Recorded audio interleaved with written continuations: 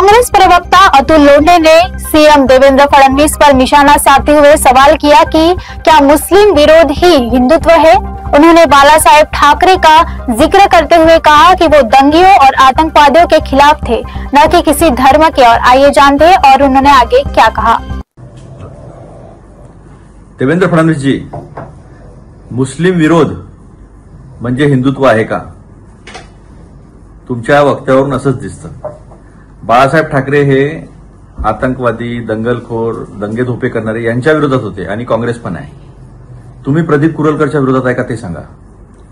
प्रदीप कुरलकरनी पाकिस्तानी महिलेच्या चक्करमध्ये येऊन honey trap देशाच्या मिसाईलचे डिझाईन दिले आणि असे कितीतरी लोक आहेत जे हिंदू आहेत। त्यामुळे काँग्रेसची भूमिका स्पष्ट आहे। जे देशविरोधी आहे, जे दंगलखोर आहे, जे आतंकवादी आहे, ते कोणत्याही धर्माचे, समाजाचे असो, आम्ही त्याच्या विरोधात आहोत। त्यामुळे आज तुम्ही जो उद्धव ठाकरेंना प्रश्न विचारला तो स्वतःला प्रश्न विचारा की अपीसमेंट पॉलिटिक्स काय आहे।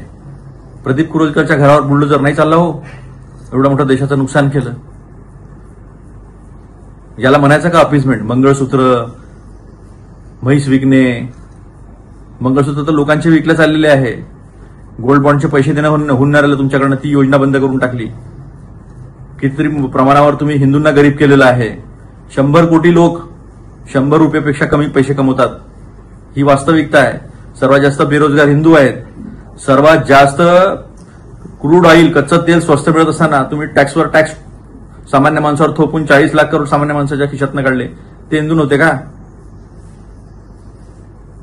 त्यामुळे प्रश्न विचारतो म्हटलं आणि विभाजनाची राजनीती करतो म्हटलं तर सगळ्यांना करता येईल, पण आम्ही देशभक्त लोक आहोत, देशाचा विचार करणारे लोक आहोत। त्यामुळे सगळ्यांना समानतेने आम्ही वागणूक देतो।